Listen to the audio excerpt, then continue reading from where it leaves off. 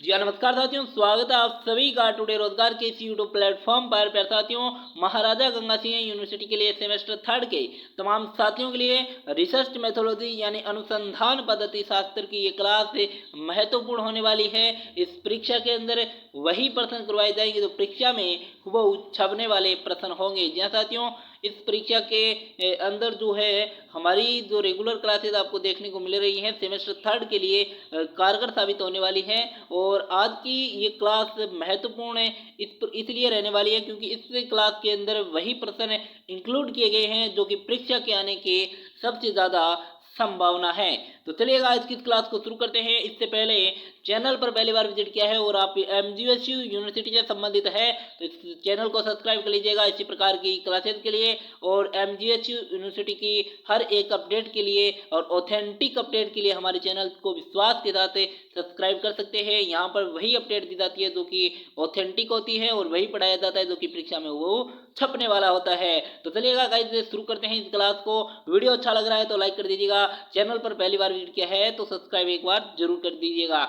चलिए महाराजा गंगा सिंह यूनिवर्सिटी की पहले हम बात कर लेते हैं। जिन साथियों के पास नोट्स नहीं है तो चिंता करने की कोई बात नहीं है क्योंकि अब आ चुका है टुडे रोजगार है। तो टुडे रोजगार आपको प्राप्त करवाएगा, आपको जो है उपलब्ध करवाएगा नोट्स से। तो नोट्स यहाँ पर हमारे पास मिल जाएंगे। कॉन्टैक्ट करना है आपको 9602977341 पर आपको मैसेज करना है। आपको यहाँ पर जो हम सब्जेक्ट आपको पढ़ा रहे हैं उन सब्जेक्ट के नोट्स है हमारे पास मिल जाएंगे। हिंदी साहित्य के, इतिहास के, अनुसंधान पद्धति शास्त्र यानी रिसर्च मैथोलॉजी के, प्राथमिक कंप्यूटर अनुप्रयोग यानी एलिमेंट्री कंप्यूटर एप्लीकेशन के नोट्स से हमारे पास मिल जाएंगे।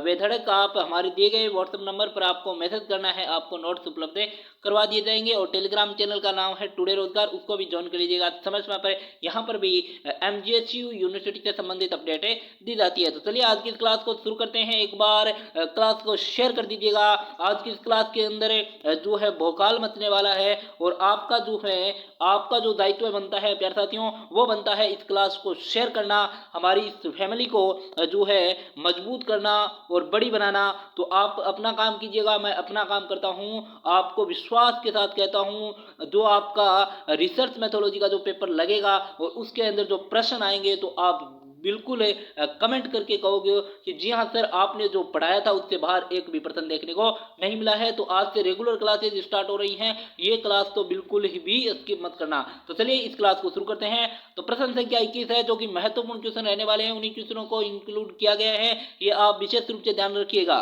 तो चलिए इस क्लास को शुरू करते हैं। प्रश्न संख्या 21 है कि निर्देशन का क्या अर्थ है। तो निर्देशन की हम बात करें तो निर्देशन जिसे इंग्लिश में डेमोन्स्ट्रेशन कहा जाता है का अर्थ है किसी विषय से जो विषय या प्रक्रिया होती है या अवधारणा को क्या करना, यहाँ पर प्रदर्शित करना, इसका क्या होता है अर्थ यहाँ पर लिया गया है। या फिर हम कह सकते हैं इसका स्पष्ट करना, इसका क्या होता है अर्थ होता है। ये प्रक्रिया जो होती है वो सामान्यतः शैक्षणिक, वैज्ञानिक या अनुसंधान के संदर्भ के अंदर होती है और जहां एक व्यक्ति या समूह किसी विषय का विस्तार से वर्णन करता है। और निर्देशन का जो उद्देश्य होता है वो होता है ज्ञान का संचार करना। इसका उद्देश्य क्या होता है निर्देशन का, ज्ञान का संचार करना। इसका अर्थ क्या होता है, इसका अर्थ होता है अवधारणा को प्रदर्शित करना या फिर स्पष्ट करना। या फिर विषय से जो विषय होता है इसकी प्रक्रिया, किसी भी प्रक्रिया को स्पष्ट रूप से जो है दर्शाना, इसका क्या होता है अर्थ होता है। और उद्देश्य इसका होता है ज्ञान का संचार करना और समझ को बढ़ावा ये बढ़ाना होता है। इसका क्या अर्थ क्या होता है उद्देश्य, ज्ञान का संचार करना और समझ को बढ़ाना होता है। निर्देशन में जो है विभिन्न विधियों का क्या किया जाता है, यहाँ पर उपयोग किया जाता है, किया जा सकता है जैसे कि व्याख्यान का, उदाहरण का प्रयोग, प्रदर्शन या प्रायोगिक कार्य का यहाँ पर क्या किया जाता है उपयोग किया जा सकता है। यहाँ पर है कि यह किसी विशेष विषय के जटिल पहलुओं का सरलता से समझाने के लिए महत्वपूर्ण होता है। यानी कोई भी जटिल जो विषय होता है उसको जो है सरलता के साथ प्रदर्शित करना, इसका क्या होता है एक जो है महत्वपूर्ण है जो है इसका विशेष विषय का जो है प्रायोगिक जो कार्य होता है उसके अकॉर्डिंग है। कोई भी मतलब किसी भी प्रकार से उदाहरण देकर के जो है जटिल जो विषय होता है उसको सरलता से प्रदर्शित करना, इसका क्या होता है कार्य होता है। और निर्देशन का उपयोग जो है शैक्षणिक संस्थानों के अंदर तो विशेष रूप से किया जाएगा और वैज्ञानिक प्रयोग में होता ही है। और जो है व्यावसायिक प्रस्तुतियों के अंदर भी इसका क्या किया जाता है प्रयोग किया जाता है। बात करते हैं निर्देशन की। तो निर्देशन का एक प्रमुख पहलू क्या है, यह है कि निर्देशन को जो है सक्रिय रूप से शामिल करता है। उदाहरण के लिए जो है प्रयोगशाला में किए गए प्रयोगों का निर्देशन छात्रों को विज्ञान के सिद्धांतों को जो है, विज्ञान के जो सिद्धांत है उन सिद्धांतों को समझने में क्या करता है, मदद करता है। यह दृष्टांत चित्रण और वास्तविक जीवन के उदाहरणों का क्या है, उपयोग करके जानकारी को प्रभावी ढंग से क्या करता है, संप्रेषित करता है। बात करते हैं विज्ञान, समाज शास्त्र और मनोविज्ञान जैसे क्षेत्रों में जो है निर्देशन की अवधारणा विशेष रूप से क्या रहती है, महत्वपूर्ण रहती है। जहां पर हम बात करें डेटा सिद्धांतों की, तो स्पष्ट रूप से प्रस्तुत करने की जो है आवश्यकता यहाँ पर देखने को मिलती है। उदाहरण के लिए हम बात करें तो सामाजिक जो अनुसंधान है, इसके अंदर निर्देशन का जो उपयोग है वो जो है संज्ञानात्मक और व्यवहारिक प्रक्रियाओं के अध्ययन में यहाँ पर क्या है, किया जाता है। क्लास अच्छी लग रही है तो लाइक कर दीजिएगा। चलिए आगे बढ़ते हैं। यहाँ पर इस प्रकार निर्देशन एक प्रभावी साधन है जो कि ज्ञान के संचार को सुगम बनाता है, जटिल अवधारणाओं को सरल बनाता है और शैक्षणिक और अनुसंधान जो है गतिविधियों में महत्वपूर्ण भूमिका है वो निभाता है। बात करते हैं प्रश्न संख्या 22 की। तो प्रश्न संख्या 22 की तरफ बढ़ते हैं। प्रश्न संख्या 22 है कि निर्देशन की अवधारणा का महत्व क्या है। तो निर्देशन है, इसकी अवधारणा का क्या महत्व है, तो कई स्तरों पर जो है प्रकट होता है। इसका महत्व है खास करके शिक्षा के क्षेत्र के अंदर देखने को मिलता है और अनुसंधान के अंदर भी और व्यवसायिक क्षेत्र के अंदर भी जो है इसका महत्व देखने को मिलता है। ये जो है न केवल ज्ञान का संचार करता है बल्कि ये सीखने की प्रक्रिया को भी क्या करता है, बढ़ावा देता है। यहाँ जो है निर्देशन की जो अवधारणा है, उदाहरण के महत्व कुछ यहाँ पर दिए गए हैं जो कि यहाँ पर हम देख पा रहे हैं। पहला है कि ज्ञान का जो है प्रभावी संचार यहाँ पर देखने को मिलता है। तो निर्देशन है वो जटिल विचारों को और प्रक्रियाओं को क्या करता है, सरल करता है और स्पष्ट तरीके से समझाने में क्या करता है, मदद करता है। ये दर्शकों को विषय की गहरी समझ विकसित करने के अंदर क्या होता है, सहायक सिद्ध होता है। बात करते हैं सेकेंड पॉइंट की, आकर्षक शिक्षा। तो जो निर्देशन है ये शिक्षण प्रक्रिया को क्या करता है, आकर्षक बनाता है। जब शिक्षक विषय को प्रस्तुत करने के लिए विभिन्न विधियों का उपयोग करते हैं तो छात्रों का ध्यान जो है, ध्यान बनाए रखना और उनकी भागीदारी को बढ़ावा देना यहाँ पर क्या हो जाता है, आसान हो जाता है, क्योंकि अलग अलग यहाँ पर मटेरियल विधियों का क्या किया जाता है, इस्तेमाल किया जाता है। तो पढ़ने के अंदर जो है आकर्षक जो है स्टूडेंट बना रहता है। तो आगे बढ़ते हैं, व्यवहारिक सीखने का अवसर। तो निर्देशन के दौरान जो है विशेषकर प्रयोगात्मक विज्ञान में जो है छात्रों को वास्तविक अनुभव प्राप्त होता है। ये उन्हें थ्योरी और प्रैक्टिकल के बीच संबंधों को समझने में क्या करता है, हेल्प करता है। बात करते हैं सोचने की जो क्षमता है उसमें वृद्धि किस प्रकार से यहाँ पर देखने को मिलती है। तो निर्देशन है वो छात्रों की आलोचनात्मक सोच, समस्या समाधान जो है क्षमताओं को बढ़ाने में क्या करता है, सहायता करता है। ये उन्हें विचारों की तुलना करने और उनके विचारों को विकसित करने की क्या करता है, प्रेरणा देता है। नेक्स्ट है कि साक्षात्कार और संवाद का विकास। तो निर्देशन के माध्यम से छात्रों और शिक्षकों के बीच संवाद बढ़ता है। ये प्रश्न पूछने और उत्तर देने का एक अवसर प्रदान करता है जिससे ज्ञान का आदान प्रदान यहाँ पर होता है। नेक्स्ट यहाँ पर है कि व्यावसायिक प्रस्तुति की बात करें तो व्यावसायिक संदर्भ में निर्देशन किसी उत्पाद, सेवा या विचार को ग्राहकों और सहयोगियों के सामने प्रस्तुत करने में महत्वपूर्ण होता है। ये एक प्रभावी तरीके से विचारों को क्या करता है, संप्रेषित करने का माध्यम है। बात करते हैं शोध में सहायक किस प्रकार से ये रहता है। तो शोध के अंदर बात करें तो अनुसंधान में निर्देशन डेटा निष्कर्षों को प्रस्तुत करने के लिए एक प्रभावी उपकरण है और ये शोधकर्ताओं को अपने कार्य को संप्रेषित करने में मदद करता है और शैक्षणिक समुदाय में सहयोग को बढ़ावा देता है। इस प्रकार निर्देशन की अवधारणा न केवल शैक्षणिक और व्यावसायिक संदर्भ के अंदर महत्वपूर्ण होती है बल्कि ये विचारों को संप्रेषित करने और ज्ञान में के प्रसार में एक केंद्रीय भूमिका भी यहाँ पर क्या करता है, निभाता है। आगे बढ़ते हैं, प्रश्न संख्या 23 की तरफ है।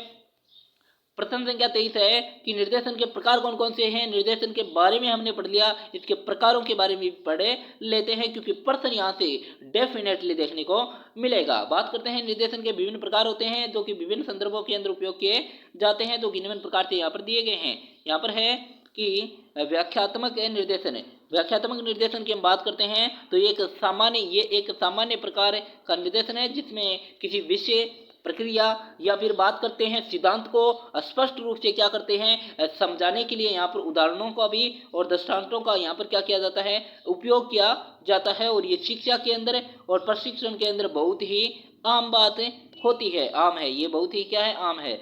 बात करते हैं प्रायोगिक निर्देशन की, तो इस प्रकार के जो निर्देशन है वो प्रयोगात्मक जो विधि है उसका उपयोग किया जाता है और वैज्ञानिक प्रयोगों के दौरान ये दर्शाया जाता है कि कैसे एक विशेष प्रक्रिया कार्य है वो करती है, प्रक्रियात्मक कार्य है वो करती है और ये छात्रों को वास्तविक जीवन के अनुभव प्रदान है वो करता है। और नेक्स्ट है कि चित्रात्मक जो निर्देशन की बात करते हैं, तो इस निर्देशन के अंदर चित्र का, ग्राफ का, चार्ट का और अन्य जो दृश्य सामग्री है उसका उपयोग किया जाता है और ये दृश्य संप्रेषण को बढ़ावा देता है और दर्शकों को जो है विचारों को समझने के अंदर क्या करता है हेल्प करता है। बात करते हैं साक्षात्कार निर्देशन, और इसमें व्यक्ति या समूह के जो बीच जो बातचीत होती है उसको प्रदर्शित किया जाता है और ये एक प्रश्न और उत्तर के रूप में हो सकता है और एक विशेष विषय पर क्या की जाती है जानकारी प्रदान की जाती है। और आगे है यहाँ पर वीडियो निर्देशन। वीडियो निर्देशन के अंदर क्या होता है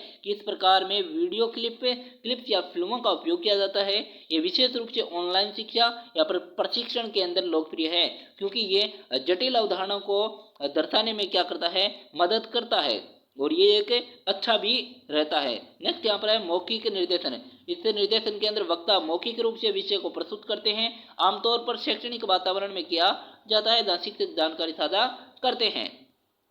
बात करते हैं प्रस्तुतिकरण निर्देशन की, तो प्रस्तुतिकरण निर्देशन के अंदर इसमें फिल्म से या जो है स्लाइड्स के माध्यम से एक जो है संरचित प्रस्तुति की जाती है और जो है ये सामान्यतः व्यवसायिक संदर्भ के अंदर उपयोग होता है और जहाँ उत्पाद या सेवा की जानकारी प्रस्तुत करनी होती है वहाँ पर इसका इस्तेमाल होता है। बात करते हैं निर्देशात्मक निर्देशन की, तो इस प्रकार का जो निर्देशन है वो निष्कर्षात्मक जो निर्देशन होता है, इस प्रकार का जो है निष्कर्ष या नतीजे पर केंद्रित होता है और ये सामान्यतः जो अनुसंधान है वो जो है विश्लेषण के बाद होता है और इस प्रकार से जो है इस प्रकारों के माध्यम से जो है निर्देशन का जो है उद्देश्य ज्ञान का प्रसार करना और अवधारणाओं को स्पष्ट करना होता है। निर्देशकों को जो है सक्रिय रूप से जो है शामिल करना होता है और विभिन्न प्रकार के निर्देशन विभिन्न उद्देश्यों और संदर्भों में उपयोग होते हैं। तो इस प्रकार से ये इनके प्रकार हो गए। अब बात करते हैं इनकी सीमाएं कौन कौन सी है। सीमाएं की बात करते हैं तो प्रथम सीमाओं की बात करते हैं। निर्देशन एक प्रभावी शैक्षणिक और अनुसंधान उपकरण है, लेकिन इसकी कुछ सीमाएं भी यहाँ पर देखने को मिलती है जो कि यहाँ पर दी गई हैं। सीमित ध्यानाकर्षक सीमा है, यदि निर्देशन सही ढंग से प्रस्तुत नहीं किया जाता है तो ये इस पद्धति के जो है कुछ विशेषताएं यहाँ पर है जो कि है व्यक्तिगत अनुभव की हम बात करते हैं। व्यक्तिगत अध्ययन के अंदर जो है व्यक्तिगत अध्ययन में व्यक्ति अपने अनुभवों विचारों को सम्मिलित करता है और जो अध्ययन है को व्यक्तिगत और विशेष बनाता है। नेक्स्ट है लचीलापन। व्यक्ति के जो अध्ययन पद्धति है उसमें शोधकर्ता को लचीलापन मिलता है। वह अपने अनुसंधान के अनुसार समय, स्थान और तकनीकों का क्या करता है चयन करता है और गहन अध्ययन के अंदर इस पद्धति के अंदर जो है गहन दृष्टिकोण प्रदान करती है। शोधकर्ता अपने अध्ययन के दौरान जटिल मुद्दों को समझने में क्या करता है प्रयास करता है।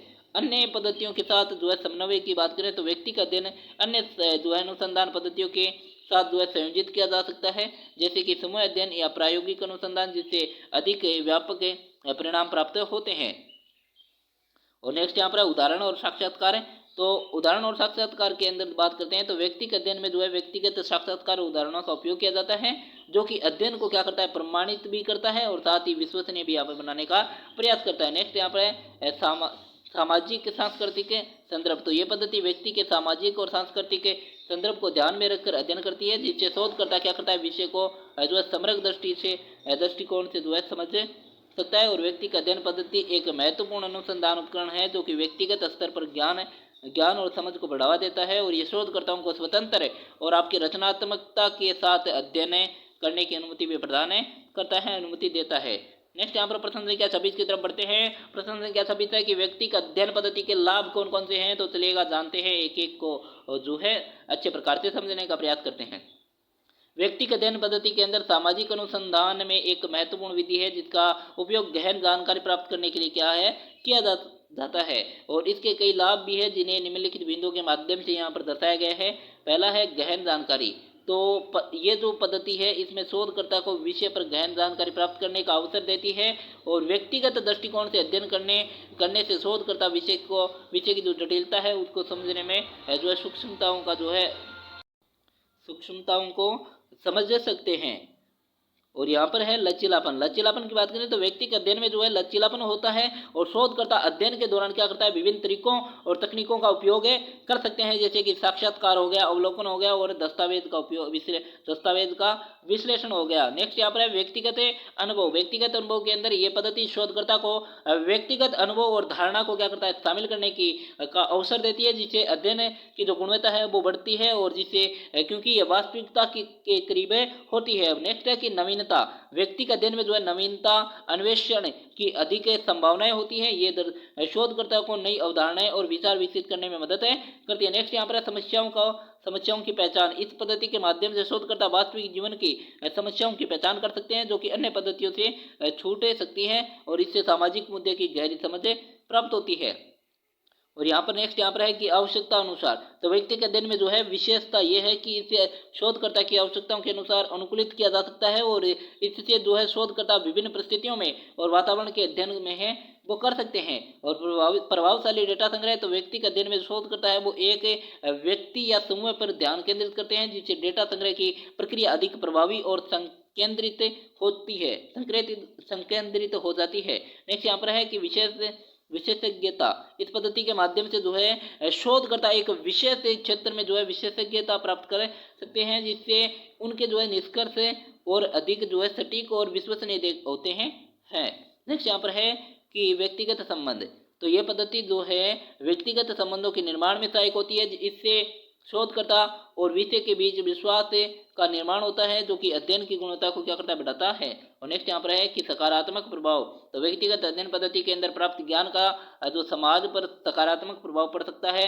इससे समाज में सुधार और विकास के लिए नीतियों का निर्माण भी किया जा सकता है।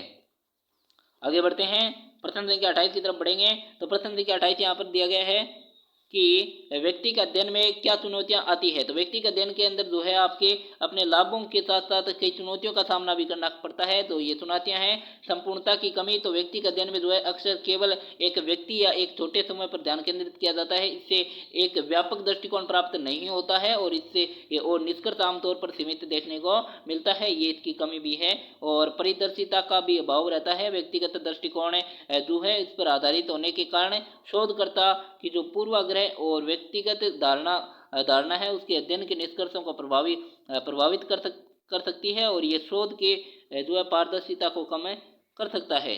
और नेक्स्ट यहाँ पर है डेटा संग्रह में समय।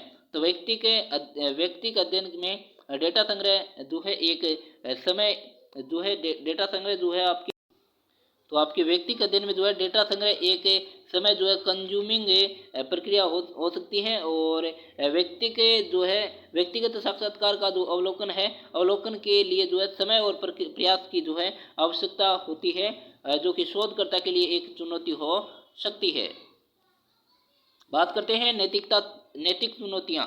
तो व्यक्ति के अध्ययन में जो है नैतिकता के मुद्दे उत्पन्न हो सकते हैं। व्यक्ति की गोपनीयता, संवेदनशीलता और व्यक्तिगत जानकारी का जो है सम्मान करना महत्वपूर्ण है। शोधकर्ता को नैतिक दिशा निर्देशों का पालन करना चाहिए। नेक्स्ट है शोधकर्ता का प्रभाव। तो शोधकर्ता की व्यक्तिगत स्थिति, अनुभव और दृष्टिकोण अध्ययन पर प्रभाव डाल सकते हैं। इससे परिणामों की वैधता और विश्वसनीयता में कमी देखने को आ सकती है। नेक्स्ट यहाँ पर है सामाजिक संबंध। यदि शोधकर्ता अध्ययन के दौरान अध्ययन के लिए व्यक्ति के साथ संबंध बनाते हैं तो ये संबंध उनके निष्कर्षों को प्रभावित कर सकता है और व्यक्तिगत संबंध कभी कभी डेटा संग्रह के दौरान पूर्वाग्रह उत्पन्न कर सकते हैं। नेक्स्ट यहाँ पर है सामाजिक परिवर्तनों का प्रभाव। सामाजिक परिवर्तनों का प्रभाव क्या रहता है। तो अध्ययन के दौरान व्यक्ति की स्थिति या सामाजिक परिवेश में परिवर्तन हो सकता है जो अध्ययन के निष्कर्षों को प्रभावित कर सकता है। और नेक्स्ट है मात्रात्मक डेटा की कमी। तो कुछ व्यक्ति के अध्ययन मात्रात्मक डेटा एकत्रित नहीं कर पाते, जिससे व्यापक निष्कर्ष निकलना कठिन हो जाता है। और नेक्स्ट है संघर्ष की कठिनाई। तो कुछ मामलों में अध्ययन के व्यक्तियों तक पहुंचना मुश्किल हो सकता है, जिससे डेटा संग्रह में बाधाएं आती है।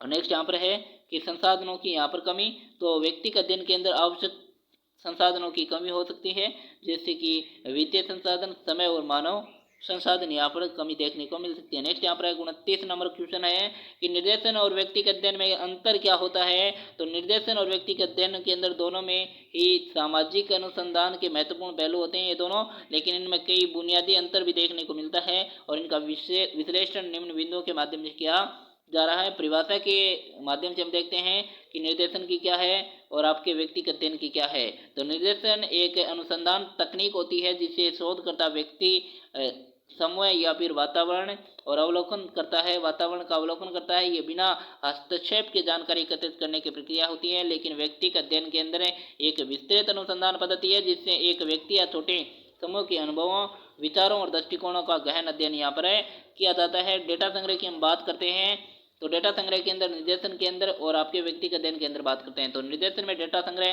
प्राकृतिक सेटिंग में होता है जहाँ शोधकर्ता विषयों के व्यवहार को देखता है। ये डेटा अव्यवस्थित हो सकता है और इसे साक्षात्कार या फिर प्रश्नावली के माध्यम से जो संग्रहित नहीं किया जाता है।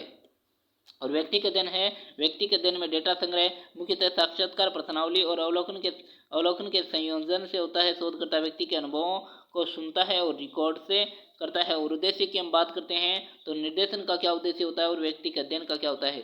तो निर्देशन का मुख्य उद्देश्य व्यक्ति और समूह के व्यवहार को बिना किसी पूर्वाग्रह के देखना होता है और ये तात्कालिक प्रतिक्रियाओं और प्रक्रियाओं का अध्ययन करने के लिए किया जाता है। और यहाँ पर व्यक्तिगत अध्ययन का उद्देश्य व्यक्ति के अनुभवों, भावनाओं को गहराई से समझना होता है और ये सामाजिक और व्यक्तिगत मुद्दों की गहराई में जाकर समझने की प्रक्रिया है। और आखिर में इनका परिणाम क्या रहता है, तो निर्देशन का और व्यक्तिगत अध्ययन का।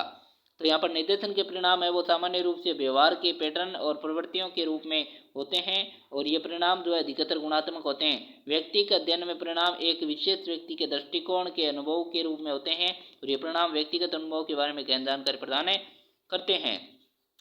बात करते हैं उपयोगिता। तो निर्देशन की और व्यक्तिगत अध्ययन की क्या उपयोगिता है। निर्देशन का उपयोग तब किया जाता है जब शोधकर्ता वास्तविकता में क्या होता है, व्यवहार के विशेष पहलुओं का क्या करता है, अध्ययन करना होता है और ये शोध के प्रारंभिक चरण के अंदर उपयोग होता है। और व्यक्तिगत अध्ययन के अंदर जो है इसका उपयोग तब किया जाता है जब शोधकर्ता को गहराई में जाकर व्यक्ति के अनुभव को समझने की आवश्यकता होती है।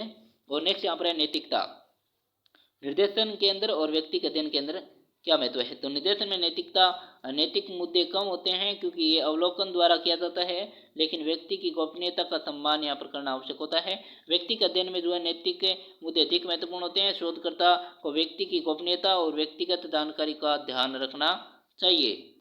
प्रश्न संख्या 32 की तरफ बढ़ते हैं। प्रश्न संख्या 32 है कि अवलोकन विधि का अर्थ क्या है। तो अवलोकन विधि एक महत्वपूर्ण डेटा संकलन तकनीक है जिसका उपयोग सामाजिक अनुसंधान व्यवहार में, घटनाओं में, प्रक्रियाओं में अध्ययन करने के लिए किया जाता है। और ये विधि अनुसंधानकर्ता को वास्तविक समय में घटनाओं को देख और रिकॉर्ड करने की अनुमति देता है। अवलोकन विधि के कुछ प्रमुख पहलू निम्नलिखित यहाँ पर दिए गए हैं, जो कि यहाँ पर आप देख पा रहे हैं। परिभाषा की हम बात करते हैं तो अवलोकन विधि को परिभाषित करते हुए इसे डेटा संग्रह का एक तरीका माना जाता है और जिसमें जो है शोधकर्ता अपने ज्ञान को बढ़ाने के लिए प्रत्यक्ष या अप्रत्यक्ष रूप से है किसी घटना, प्रक्रिया या फिर व्यवहार का क्या करता है, अवलोकन करता है। और प्रकार की हम बात करें तो अवलोकन विधि के दो प्रकार वर्गीकृत किया जा सकता है। दो प्रकारों के अंदर प्रत्यक्ष अवलोकन और अप्रत्यक्ष अवलोकन। प्रत्यक्ष के अंदर इस प्रकार के अवलोकन के अंदर शोधकर्ता घटनाओं को बिना किसी माध्यम से मध्यस्थता के देखता है। और उदाहरण के लिए एक शिक्षक जो है कक्षा में छात्रों की बातचीत का क्या कर रहा है, अवलोकन कर सकता है। नेक्स्ट है अप्रत्यक्ष अवलोकन। इसमें जो है शोधकर्ता घटनाओं को किसी उपकरण या माध्यम से जो है देखता है, जैसे वीडियो रिकॉर्डिंग या ऑडियो रिकॉर्डिंग के माध्यम से देख सकता है। नेक्स्ट यहाँ पर उपयोग है। अवलोकन विधि का जो उपयोग है वो विभिन्न क्षेत्रों के अंदर किया जाता है, जैसे कि शिक्षा, मनोविज्ञान, समाजशास्त्र आदि के अंदर। ये विधि विशेष रूप से उन मामलों में सहायक होती है जो कि जहां डेटा एकत्र करने के लिए अन्य तरीके सीमित या असंभव होते हैं। लाभ की हम बात करते हैं तो लाभ क्या क्या होते हैं। तो ये वास्तविक समय में डेटा संकलन की अनुमति देता है और ये व्यक्ति के व्यवहार को गहराई से समझने में मदद करता है और ये व्यक्तिगत और सामाजिक स्थितियों के प्रभाव का मूल्यांकन करने में क्या होता है, सहायक होती है। नेक्स्ट यहाँ पर है सीमाएं क्या क्या है। यहाँ पर अवलोकन में अनुसंधानकर्ता का पूर्वाग्रह शामिल हो सकता है और यह समय समय पर महंगा और समय गहन हो सकता है। और यहाँ पर कुछ मामलों में अवलोकन करने से व्यक्ति का व्यवहार बदल सकता है और जिसे जो है हाउथॉर्न प्रभाव कहा जाता है। और यहाँ पर अवलोकन विधि जो है सामाजिक अनुसंधान में एक महत्वपूर्ण उपकरण है जो कि व्यवहार और प्रक्रियाओं को समझने में मदद करती है। और ये विधि विशेष रूप से महत्वपूर्ण होती है जब अन्य डेटा संग्रह विधियां प्रभावी नहीं होती है। बात करते हैं प्रश्न संख्या 33 की तरफ बढ़ते हैं। प्रश्न संख्या 33 है कि अवलोकन के प्रकार कौन कौन से हैं। तो अवलोकन एक महत्वपूर्ण डेटा संग्रह विधि है जिसका उपयोग सामाजिक अनुसंधान में विभिन्न प्रकार के डेटा प्राप्त करने के लिए किया जाता है। अवलोकन के प्रमुख प्रकार निम्नलिखित है। प्रत्यक्ष अवलोकन की हम बात करते हैं। प्रत्यक्ष अवलोकन के अंदर शोधकर्ता घटनाओं को बिना किसी मध्यस्थता के देखता है और यह सबसे सरल और सामान्य प्रकार है। और इसमें जो है शोधकर्ता स्वयं उपस्थित होता है और अपनी आंखें से घटनाओं का अवलोकन करता है। उदाहरण के लिए एक शिक्षक कक्षा में छात्रों से बातचीत करता है और व्यवहार का प्रत्यक्ष अवलोकन कर सकता है। बात करते हैं अप्रत्यक्ष अवलोकन की। तो अप्रत्यक्ष अवलोकन के अंदर इसमें शोधकर्ता घटनाओं को किसी माध्यम वीडियो रिकॉर्डिंग या ऑडियो के माध्यम से देखता है और ये विधि उन स्थितियों में उपयोगी होती है जो कि जहाँ प्रत्यक्ष अवलोकन संभव नहीं होता है। उदाहरण के लिए ये एक अनुसंधानकर्ता किसी विषय पर वीडियो रिकॉर्डिंग का उपयोग कर सकता है ताकि वह व्यवहार का विश्लेषण कर सके। नेक्स्ट यहाँ पर है संरचित अवलोकन। इसमें एक पूर्व निर्धारित रूपरेखा या जो है चेकलिस्ट होती है जिसका अनुसरण करते हुए शोधकर्ता घटनाओं का अवलोकन करता है और ये विधि व्यवस्थित डेटा संग्रह में सहायक होती है। उदाहरण के लिए यदि शोधकर्ता छात्रों के कक्षा में बोलने के तरीके का अध्ययन कर रहा है तो वह एक चेकलिस्ट का उपयोग कर सकता है जिसमें विभिन्न व्यवहारों को सूचीबद्ध किया गया है। और असंरचित अवलोकन की हम बात करें तो इसके अंदर असंरचित अवलोकन के अंदर जो है कोई पूर्व निर्धारित रूपरेखा नहीं होती है। शोधकर्ता घटनाओं को स्वतंत्र रूप से देखता है और उनके बारे में नोट्स बनाता है। उदाहरण की बात करें तो एक शोधकर्ता एक पार्टी में उपस्थित होकर लोगों के बातचीत के तरीके को नोट कर सकता है और बिना किसी विशेष रूपरेखा के भी यहाँ पर जो है इनका व्यवहार जान सकता है। नेक्स्ट यहाँ पर है मौखिक अवलोकन की हम बात करें तो ये विधि अनुसंधानकर्ता द्वारा मौखिक रूप से डेटा एकत्र करने में पर केंद्रित होती है और इसमें विशेष रूप से मौखिक संवाद और प्रक्रियाओं का क्या किया जाता है, अवलोकन किया जाता है। उदाहरण के लिए एक वैज्ञानिक है वो अपने जो है क्लाइंट्स के साथ जो है साक्षात्कार के दौरान मौखिक प्रक्रियाओं का अवलोकन कर सकता है। नेक्स्ट यहाँ पर है मिश्रित अवलोकन। इसमें दोनों प्रकार के प्रत्यक्ष और अप्रत्यक्ष अवलोकन तरीकों का जो है तकनीकों का मिश्रण होता है और शोधकर्ता कई जो स्रोतों से जो डेटा एकत्रित करता है ताकि वह अधिक व्यापक जानकारी प्राप्त कर सके। उदाहरण के लिए एक शोधकर्ता एक घटना को प्रत्यक्ष देख सकता है और साथ ही उसमें जो है वीडियो रिकॉर्डिंग का भी उपयोग कर सकता है। इन अवलोकनों के प्रकारों के माध्यम से शोधकर्ता विभिन्न पहलुओं का अध्ययन कर सकता है और जिससे उसे अपने अनुसंधान में गहराई और सटीकता की जो है जानकारी प्राप्त होती है। बात करते हैं प्रश्न संख्या 34 की तरफ है कि साक्षात्कार विधि का महत्व क्या है।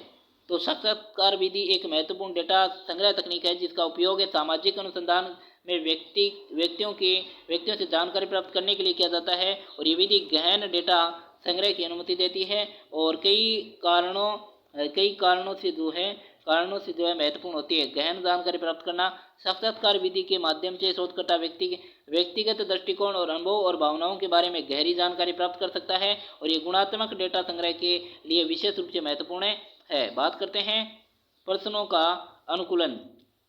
साक्षात्कार के दौरान जो है आपकी मैं बात करता हूँ साक्षात्कार के दौरान जो है शोधकर्ता प्रश्नों को जो है प्रतिभागियों के उत्तरों के आधार पर जो है अनुकूलित कर सकता है और ये लचीलापन शोधकर्ता को अधिक प्रासंगिक और गहन जानकारी प्राप्त करने में अनुमति देता है।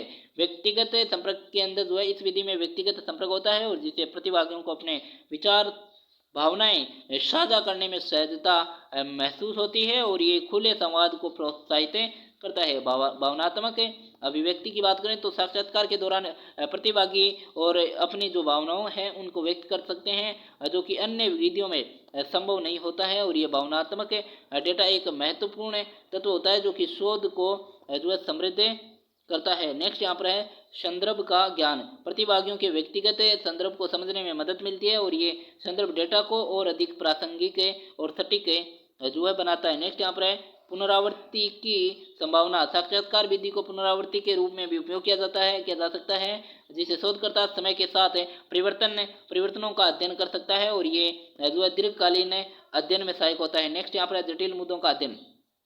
जब शोधकर्ता को जटिल या संवेदनशील मुद्दों का अध्ययन करना हो तो साक्षात्कार विधि का उपयोगी होती है और प्रतिभागी अपनी समस्याओं और चिंताओं को व्यक्तिगत स्तर पर साझा कर सकता है। और नेक्स्ट यहाँ पर है आपके प्राकृतिक सेटिंग में अध्ययन है। तो आपके जो है यहाँ पर साक्षात्कारों को जो है प्राकृतिक सेटिंग में आयोजित किया जा सकता है, जिससे शोधकर्ता को एक अधिक जो है प्रामाणिक डेटा मिल सकता है और ये सामाजिक वातावरण का अवलोकन करने में जो है में भी सहायक होता है। नेक्स्ट है विश्लेषण में सरलता। साक्षात्कार के रिकॉर्डिंग को बाद में विश्लेषित करना आसान होता है, चाहे वह ऑडियो हो या फिर वीडियो। शोधकर्ता अपने अनुभवों अनुसंधान प्रश्नों के अनुसार डेटा को जो है व्यवस्थित कर सकता है। इस प्रकार साक्षात्कार विधि सामाजिक अनुसंधान में एक अत्यधिक महत्वपूर्ण तकनीक है। ये शोधकर्ताओं को गहरी व्यक्तिगत और विविध जानकारी प्राप्त करने में अनुमति देता है, जो किसी भी अध्ययन के लिए जो है आधारभूत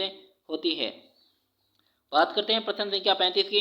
तो प्रश्न संख्या 35 की हम बातें कर लेते हैं। तो प्रश्न संख्या 35 यहाँ पर है कि अनुसूची क्या है। अनुसूची का अर्थ क्या है। तो अनुसूची एक डेटा संग्रह उपकरण होता है जो कि शोधकर्ता को क्या करता है, व्यवस्थित तरीके से जानकारी एकत्र करने में मदद करता है। और ये एक लिखित रूपरेखा होती है जिसमें अनुसंधान के उद्देश्यों के अनुसार प्रश्न या सूचनाएं क्या होती है, प्रस्तुत होती है। और अनुसूची का जो अर्थ होता है वो उपयोगी अर्थ और उपयोग निम्नलिखित पहलुओं के माध्यम से यहाँ पर दर्शाया गया है। परिभाषा जान लेते हैं।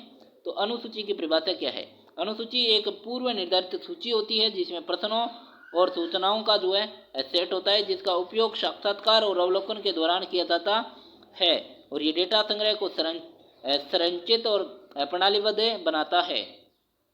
प्रकार की बात करते हैं तो जो है स्ट्रक्चर्ड अनुसूची, इसमें जो है पहले से निर्धारित प्रश्न होते हैं जो कि सभी प्रतिभागियों से जो है समान से रूप से पूछे जाते हैं। ये विधि है वो डेटा संग्रह में स्थिरता और तुलना की जो है सुविधा प्रदान करती है। और अनस्ट्रक्चर्ड अनुसूची में इसमें जो है खुली जो है एंडेड जो प्रश्न होते हैं जो प्रतिभागियों को जो है स्वतंत्रता देते हैं कि वे अपने विचार और अनुभव व्यक्त कर सकते हैं। ये अधिक गहन और व्यक्तिगत जानकारी प्राप्त करने में सहायक होती है। इसका लाभ क्या होता है। तो लाभ है कि अनुसूची जो है आपके डेटा संग्रह को व्यवस्थित और सरल बनाती है, जिससे शोधकर्ता को सूचना को इकट्ठा करने में सुविधा होती है।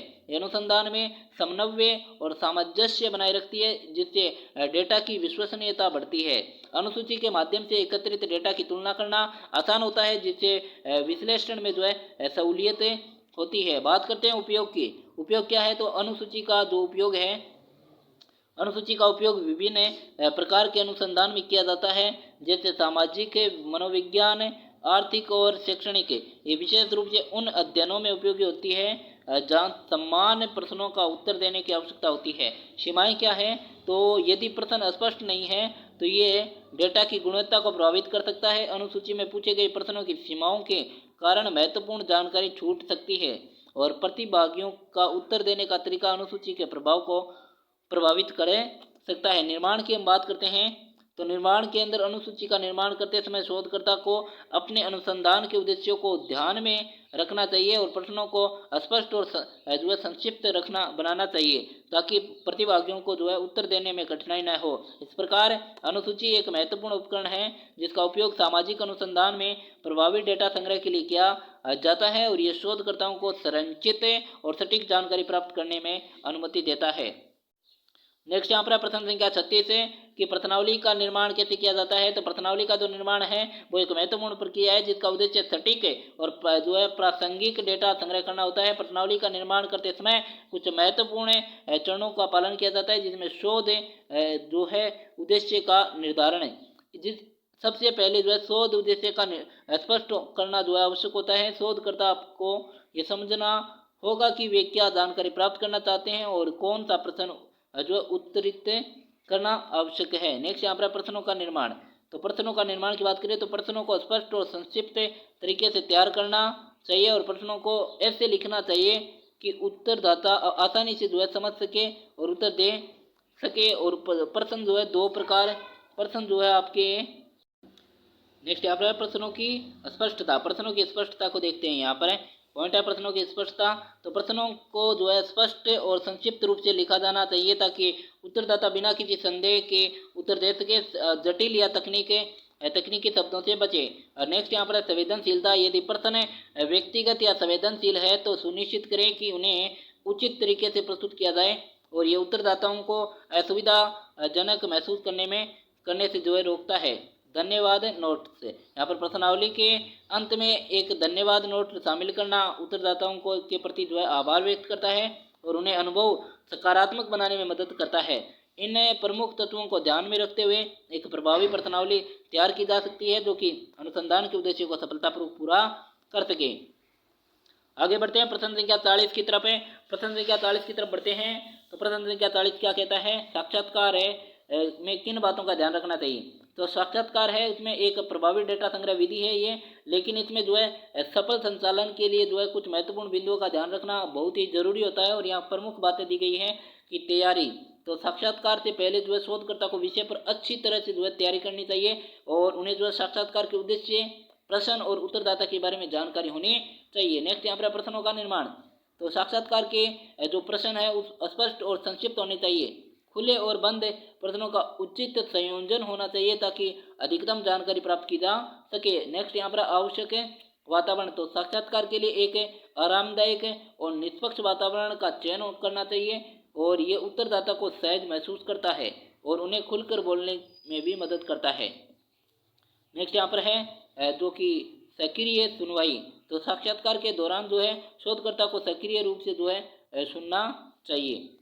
नेक्स्ट यहाँ पर है कि यहाँ पर सुनना चाहिए और ये उत्तरदाता को जो है प्रोत्साहित करता है और उन्हें बेहतर तरीके से समझने में क्या करता है, हेल्प करता है। नेक्स्ट यहाँ पर है कि समय प्रबंधन, तो साक्षात्कार को समय के अनुसार प्रबंधित करना आवश्यक होता है और इसे निर्धारित समय सीमा में पूरा करना भी क्या होता है, जरूरी होता है ताकि उत्तरदाता थकान महसूस न करे।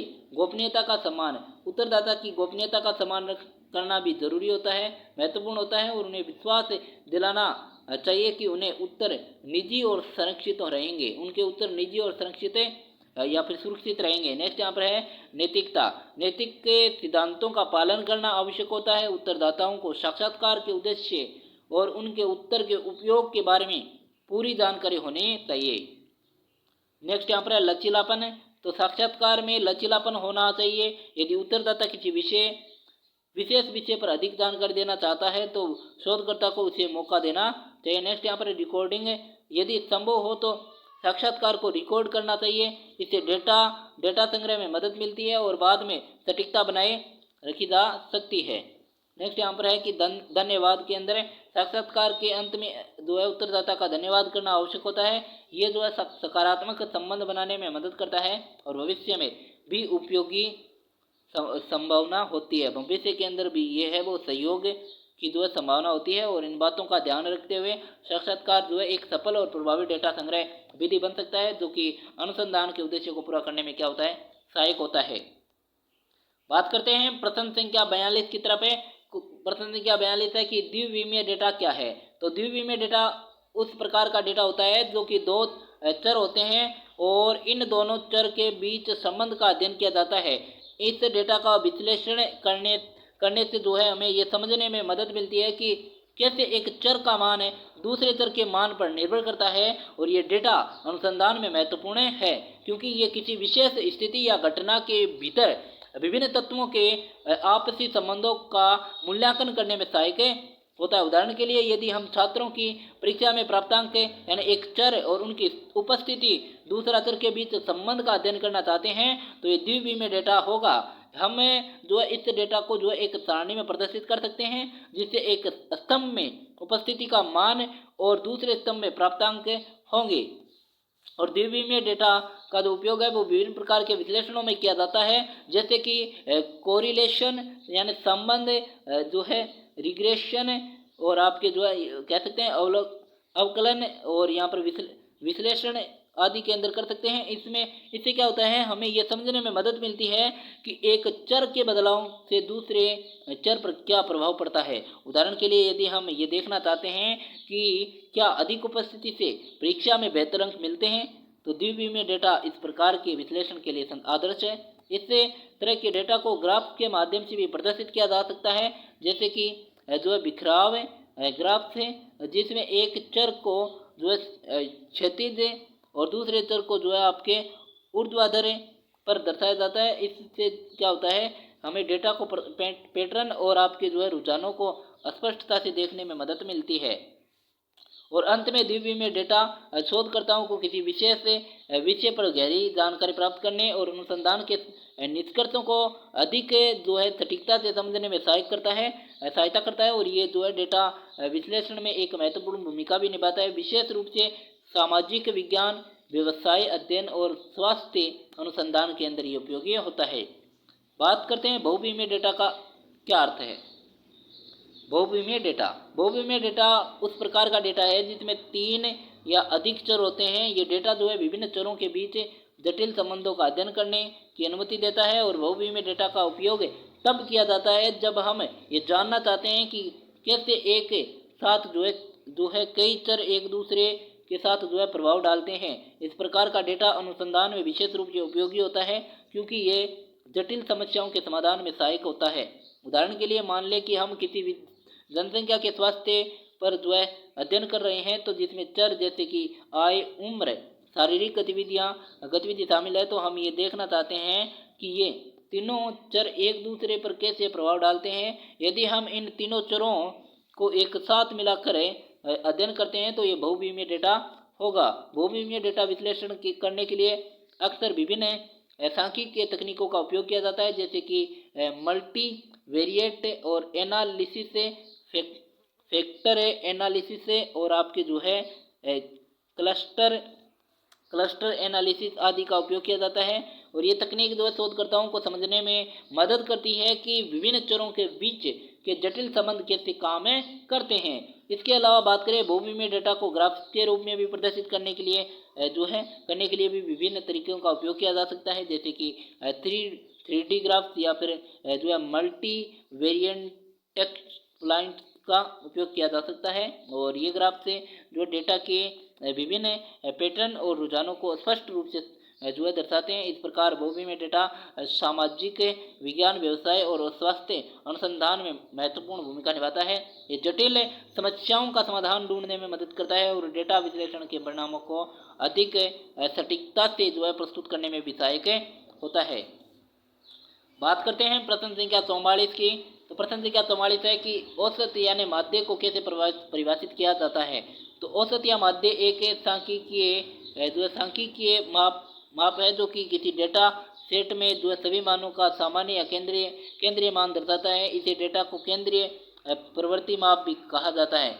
औसत की गणना करने के लिए सभी मानों का योग है वो किया जाता है और उसे जो है मानों की कुल संख्या से भाग दिया जाता है। ये माप विभिन्न प्रकार के डेटा सेट में उपयोग किया जा सकता है, जैसे कि संख्या, अंकों या किसी अन्य माप के लिए।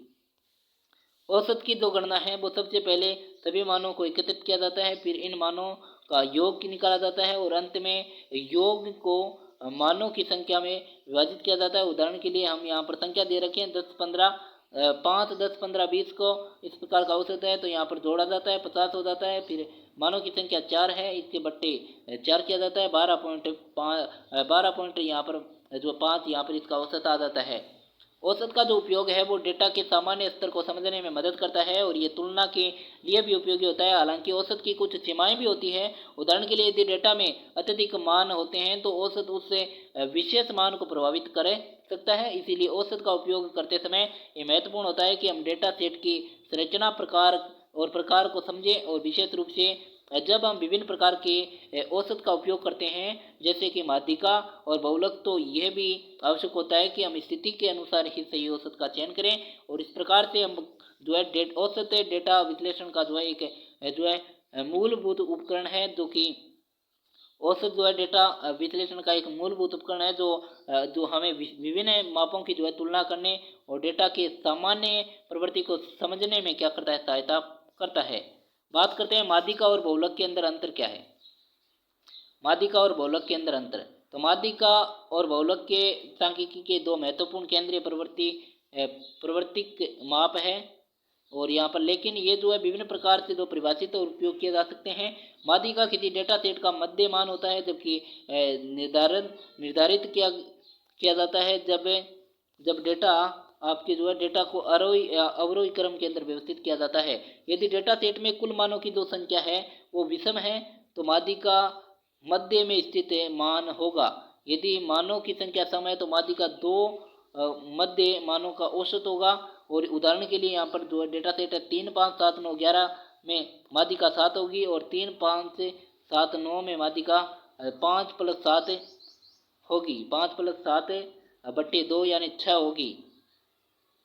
यहाँ पर है कि बहुलक दूसरी ओर उस मान को दर्शाता है जो किसी डेटा सेट में सबसे अधिक बार प्रकट होता है। और एक डेटा सेट में एक से अधिक बहुलक भी हो सकते हैं। उदाहरण के लिए एक डेटा सेट में 1, 2, 2, 3, 4 में बहुलक 2 है क्योंकि ये सबसे अधिक बार प्रकट हो रहा है। यदि डेटा सेट में 1, 1, 2, 2, 3, 3 है तो ये बाई मॉडल होगा क्योंकि दोनों 1, 2 जो है 2 बार प्रकट होते हैं, 1 और 2 बार प्रकट होते हैं।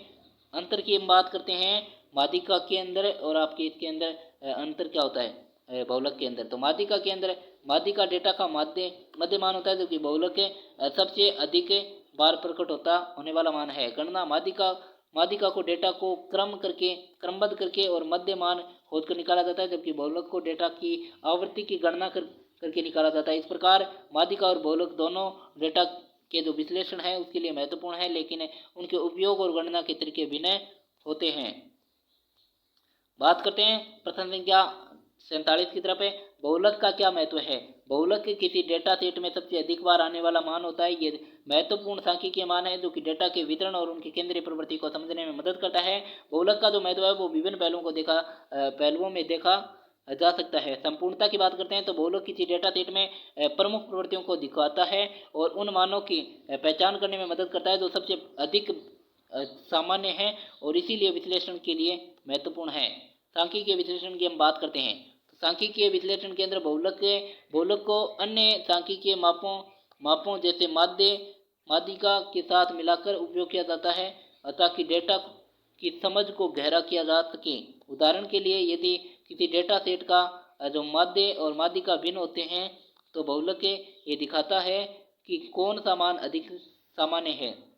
विविधता बहुलक का उपयोग डेटा के विभिन्न समूहों की पहचान करने के लिए भी किया जाता है। जैसे यदि एक सर्वेक्षण में लोगों की पसंद को जो है मापा जाए तो बहुलक ये दिखा सकता है कि किस विकल्प को सबसे अधिक लोग पसंद कर रहे हैं। बात करते हैं व्यवहारिक अर्थ तो बहुलक कुछ परिस्थितियों में अधिक व्यवहारिक होता है। उदाहरण के लिए हम कह सकते हैं जब डेटा को एक ही मूल्य बहुत अधिक बार आता है तो ये विशेष रूप से महत्वपूर्ण हो सकता है। खुदरा व्यापार में सबसे अधिक बिकने वाले उत्पाद की पहचान करने के लिए बहुलक का उपयोग किया जाता है। साधारण गणना तो बहुलक की गणना करना आसान है क्योंकि ये केवल डेटा सेट में अधिक जो है बाहर आने वाले मान की पहचान करने में जो है करने की प्रक्रिया है। और ये किसी भी प्रकार के जो है आपके डेटा चाहे वह गुणात्मक हो या फिर मात्रात्मक के लिए उपयोग होता है। और इस प्रकार से जो है बहुलक का जो महत्व है वो केवल संख्या तक ही सीमित नहीं होता है बल्कि ये डेटा की संपूर्णता, संरचना, प्रवृत्तियों और व्यवहार को समझने में महत्वपूर्ण है। ये सांख्यिकीय विश्लेषण में जो है एक प्रभावी उपकरण है और जो कि निर्णय लेने में मदद करता है। बात करते हैं प्रश्न संख्या 59 की। प्रश्न संख्या 59 है कि सांख्यिकीय विश्लेषण का सामाजिक अनुसंधान में क्या स्थान है? तो सांख्यिकीय विश्लेषण का जो है सामाजिक अनुसंधान में महत्वपूर्ण स्थान है। ये अनुसंधान की डेटा को समझने में, निर्णय लेने में, परिणामों की व्याख्या में सहायता करता है। इसके जो है निम्नलिखित पहलू यहाँ पर दिए गए हैं जो कि यहाँ पर आप देख पा रहे हैं। डेटा का सारांश, समरी ऑफ डेटा की हम बात करते हैं। सांख्यिकीय विश्लेषण जो है डेटा को संक्षेप के अंदर प्रस्तुत करता है जिससे शोधकर्ता महत्वपूर्ण रुझानों और पैटर्न को समझ सकते हैं और ये उन्हें बड़ी मात्रा में डेटा को सरलता से समझने में मदद करता है। निर्णय लेने में सहायता, सपोर्ट ऑफ डिसीजन मेकिंग की हम बात करें तो सांख्यिकीय विश्लेषण का उपयोग निर्णय लेने की प्रक्रिया में किया जाता है और शोधकर्ता डेटा के आधार पर विचार कर सकते हैं कि कौन सी नीतियां और रणनीतियां अधिक प्रभावी होगी। बात करते हैं संबंधों का अध्ययन है, स्टडी ऑफ रिलेशनशिप की हम बात करते हैं। तो सांख्यिकीय तकनीकें जैसे कि संबंध और जो है प्रतिगमन विश्लेषण का उपयोग है वो विभिन्न तरह के बीच संबंधों का अध्ययन करने के लिए किया जाता है और ये समझने में मदद करता है कि कौन से कारक एक दूसरे पर प्रभाव डालते हैं। और नेक्स्ट यहाँ पर प्रभाव का मूल्यांकन है। तो यहाँ पर जो है प्रभाव का मूल्यांकन सांख्यिकीय विश्लेषण का उपयोग है एक निर्धारित करने के लिए जो है किया जाता है किसी विषय से कार्यात्मक कार्यक्रम या नीति का समाज पर क्या प्रभाव पड़ा है और इससे जो है समझा जा सकता है कि कार्यक्रम सफल रहा या फिर नहीं रहा। नेक्स्ट यहाँ पर है सामाजिक प्रवृत्तियों की पहचान। तो सांख्यिकीय विश्लेषण के माध्यम से विभिन्न सामाजिक प्रवृत्तियों और पैटर्न की पहचान की जा सकती है और ये समाज की बदलती गतिविधियों और व्यवहारों को समझने में मदद करता है। नेक्स्ट यहाँ पर वैज्ञानिक मान्यता। तो सांख्यिकीय विश्लेषण जो है आपके सामाजिक अनुसंधान को वैज्ञानिक मान्यता प्रदान करता है और ये डेटा को साक्ष्य के रूप में प्रस्तुत करता है जिससे निष्कर्षों की विश्वसनीयता भी बढ़ती है। बात करते हैं तथ्य की सत्यता। तो सांख्यिकीय विश्लेषण से तथ्य और धारणा के बीच का अंतर स्पष्ट किया जा सकता है और ये सुनिश्चित करता है कि अनुसंधान निष्कर्ष जो है वास्तविकता के निकट है। इस प्रकार सांख्यिकीय विश्लेषण सामाजिक अनुसंधान का अभिन्न अंग है जो कि डेटा की समझ और निर्णय लेने की प्रक्रिया और सामाजिक समस्याओं के समाधान में मदद करता है। तो गाइज आज की इस क्लास का ये लास्ट क्वेश्चन है और आपके जो 40 नंबर का जो मैटर है वो इस क्लास के अंदर कवर होता है और ये क्लास पहले भी अपलोड हो चुकी है उस क्लास का और इस क्लास का जो मैटर है वो आपके 40 नंबर को कवर करेगा। ये हमें उम्मीद है इसी क्लास से प्रश्न छपने वाले हैं। तो चलिए जानते हैं आज के इस लास्ट क्वेश्चन को। प्रश्न संख्या 60 है कि किस प्रकार के डेटा को ग्राफिक रूप से प्रदर्शित किया जा सकता है। ग्राफिक रूप से जो है डेटा प्रदर्शित करने की प्रक्रिया सांख्यिकी में अत्यंत महत्वपूर्ण है और क्योंकि ये जटिल डेटा को सरलता से समझने में मदद करती है। विभिन्न प्रकार के डेटा को जो है विभिन्न ग्राफिक रूपों में प्रस्तुत किया जा सकता है जिनमें निम्नलिखित जो है शामिल है। यहाँ पर है संख्यात्मक डेटा की हम बात करते हैं। ये वह डेटा है जो संख्यात्मक रूप में होता है और इसे जो है बार ग्राफ से लाइन ग्राफ या फिर हिस्टोग्राफ के माध्यम से प्रदर्शित किया जा सकता है। उदाहरण के लिए छात्रों की परीक्षा में अंकों के ग्राफिकल प्रदर्शन भी यहाँ पर उदाहरण है। नेक्स्ट है गुणात्मक डेटा। तो ये डेटा जो वर्णात्मक होता है और इसे जो है पाई चार्ट या फिर बार ग्राफ के माध्यम से प्रदर्शित किया जा सकता है और इसे विभिन्न खाद्य प्रकारों का सर्वेक्षण और उनके प्रति लोगों की पसंद यहाँ पर ये उदाहरण। नेक्स्ट यहाँ पर है समय श्रृंखला डेटा। यहाँ पर है कि जब डेटा समय के साथ बदलता है तो इसे लाइन ग्राफ के माध्यम से प्रदर्शित किया जाता है जैसे किसी देश की वार्षिक जनसंख्या वृद्धि का ग्राफ। नेक्स्ट है कि आवर्ती वितरण। तो इसे जो है हिस्टोग्राफ या बार चार्ट के माध्यम से प्रदर्शित किया जाता है जहाँ डेटा के विभिन्न वर्गों में आवर्तियों को दिखाया जाता है जैसे कि आय वर्गों के आधार पर जनसंख्या का वितरण यहाँ पर दर्शाया उदाहरण के तौर पर। नेक्स्ट यहाँ पर है संबंध डेटा। जब दो चर के बीच संबंध को दर्शाना हो तो इसे जो है स्कैटर प्लॉटर के माध्यम से प्रदर्शित किया जाता है जैसे छात्रों के अध्ययन के घंटों और उनके प्राप्त अंकों के बीच संबंध का ग्राफ। नेक्स्ट है सारांश डेटा। औसत माध्यिका और बहुलक जैसी संख्या अक्षर बॉक्स प्लॉट्स में प्रदर्शित की जाती है जो डेटा की वितरितता को स्पष्ट करती है। नेक्स्ट है प्रगति डेटा। तो किसी जो है आपके प्रोजेक्ट या कार्यक्रम की प्रगति जो है बार चार्ट या फिर गेज चार्ट के माध्यम से प्रदर्शित की जाती है। इन ग्राफिक प्रदर्शनों की मदद से डेटा को स्पष्ट और प्रभावी ढंग से प्रस्तुत किया जा सकता है जिससे शोधकर्ता और दर्शक दोनों की महत्वपूर्ण जानकारी जल्दी और आसानी से मिलती है। तो आज की क्लास के अंदर हमने जो है आपके 40 नंबर का मैटर कवर कर लिया है। उम्मीद करते हैं आज की क्लास आपको अच्छी लगी होगी। यदि आपने क्लास को शुरू से एंड तक वॉच किया है तो निश्चित रूप से आपको ये क्लास अच्छी लगी है। तो क्लास अच्छी लगी है तो वीडियो को लाइक कर दीजिएगा। चैनल पर पहली बार विजिट किया है सब्सक्राइब कर लीजिएगा। मिलते हैं अगली क्लास के अंदर, तब तक के लिए जय हिंद जय भारत।